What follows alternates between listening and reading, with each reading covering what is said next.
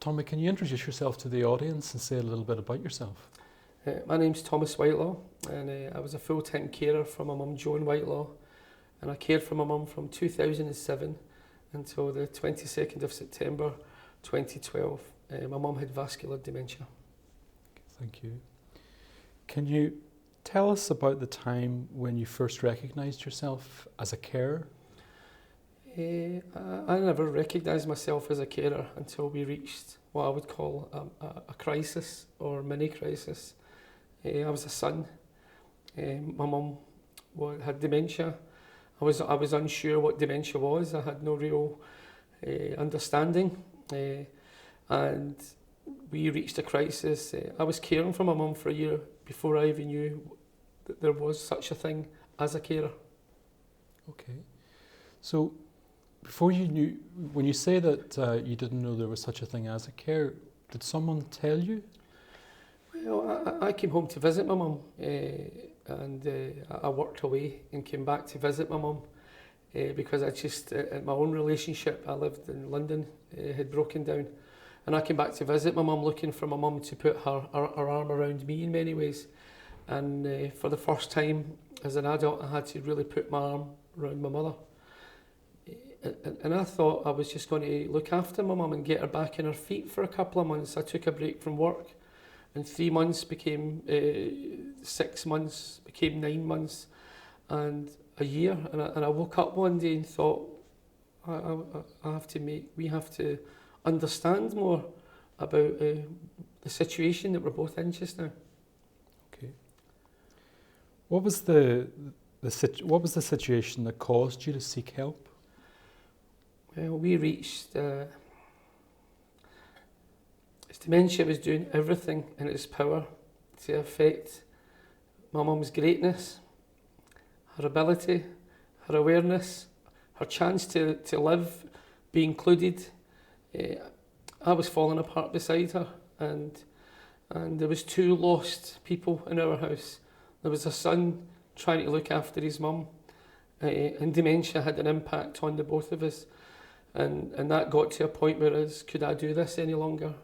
And I wanted to do the best I could, and that's what I started off trying to do. But it became so difficult that we reached a real critical point one day where I actually went out and to ask for help and didn't know where to get it. So can you tell me what happened next? Well, I can tell you exactly what happened that day.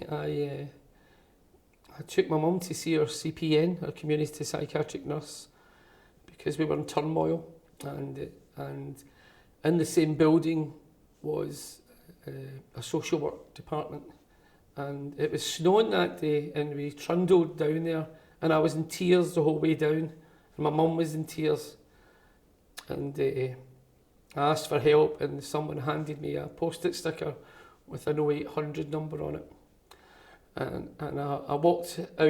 As I walked in tears, I walked back out in tears, and felt that nobody was going to help us that day, that I had to find a way of us helping ourselves. And I woke up the next day with a different frame of mind. And that's when I discovered who our carer was, or support that was out there. But that was a fog. That was a constant fog and that came from a lack of understanding within me, because no one ever explained to me about dementia, or what I was meant to do, or what was going to happen.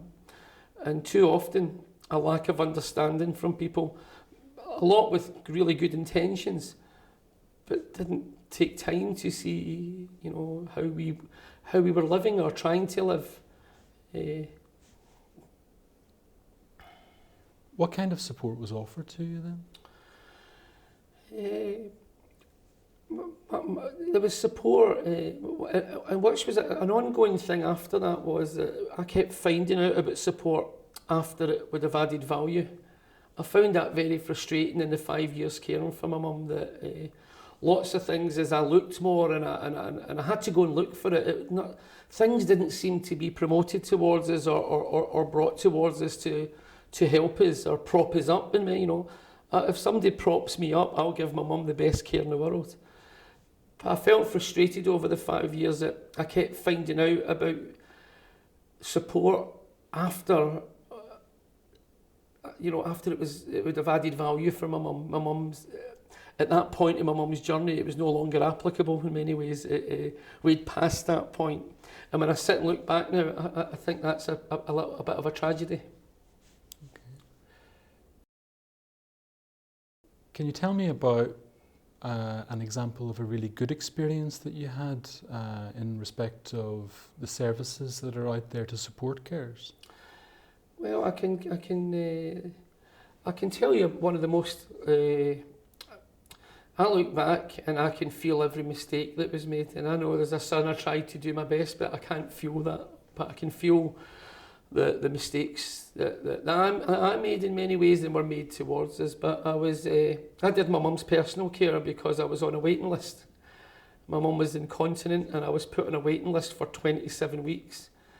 And in that time, with my mum's dementia, as many changes came along, we woke up one day and my mum was incontinent. And that's a dilemma of questions of dignity. I'm a son, it's a mother, and I learned how to bath my mum. I did it with my eyes closed for the first 6 or 7 weeks because I didn't know how my mum would feel about a son seeing her and cleaning. And the door went one day and the district nurse came. And because my mum had some pressure sores, and she was coming every couple of weeks just to check on them. I was changing them. And I just burst into tears. And because my mum was in the bath, nobody had ever come in at this intimate or delicate moment of a son having the bath in his mum. And she sat me down and she put her arm around me and she told me I was doing okay. And I needed somebody to tell me that, But not only that, she showed me how to dry my mum better and she showed me how to set her up. And that difference stays with me today. If I met her walking out this door just now, I would shake her hand and tell her thank you, because we needed that. We needed somebody to tell us, to help us understand, to show us and encourage us. Quite often, when you ask questions as a carer, the first reaction is, "Oh, can you cope? Are you unable to cope anymore?" Can you tell me about an experience that wasn't so good? I think my mum, well, there's good, but absolutely a bit of inspiration behind this as well. My mum was very rarely in hospital. My mum's journey with dementia, I cared for her at home 99% of the 5 years. My mum was in a couple of times over the years, but in the last 2 months of her life, my mum was in 3 times for a week at a time. My mum was deteriorating, and she had a seizure. And I feel that at that point of separation, of understanding, my mum could no longer speak. I fed my mum, I dressed my mum, I brushed her hair. I didn't feel as if I was part of it's a separation where I feel I could have added a lot of value. I could have told them when my mum chaps her lips, she wants a drink. So I sit at home worrying, is my mum having a drink? But every day I went up, my mum never had her glasses on. 5 days in a row. So my mum, who could no longer speak, could no longer talk, could no longer lift her arms, was always lying back with no glasses on when they'd changed my mum. And I felt that was denying my mum her chance because of so many things that had been affected by awareness. So my mum's lying there and hearing noises, and she's used to being in the quietness of her house and the gentleness of a son to this noisy, environment. And I felt that was difficult. But in my mum being let out, my mum could no longer swallow anymore. She was having great difficulty with fluids. She could still eat soft solids. She would understand how to eat them, but she couldn't drink fluids at all. And she was a bit dehydrated. And when my mum was let out, they forgot to put in the bag when I was leaving the mixture for me to mix. And it was forgotten to be put on the prescription. And I spent a day in the chemist crying. And this was actually 3 days before my mum died. But they wouldn't give me it because the hospital has to fill the prescription.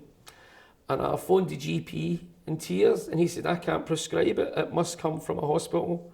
I says, but they've let my mum out and they've given me a tub with very little in it. It's a Friday, we're going over the weekend. And I called the hospital in tears, and the nurse, a speech therapist from the hospital, drove to my house in a lunch break with a tin of fluid mixture and sat with me for an hour and showed me how to do it. That's brilliant, isn't it? That's remarkable, but I shouldn't have to be in that position, you know. So I do value the good. When I look back, I value that, to show the compassion and the understanding, and sat.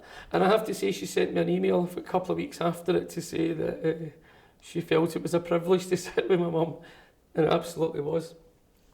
Thank you.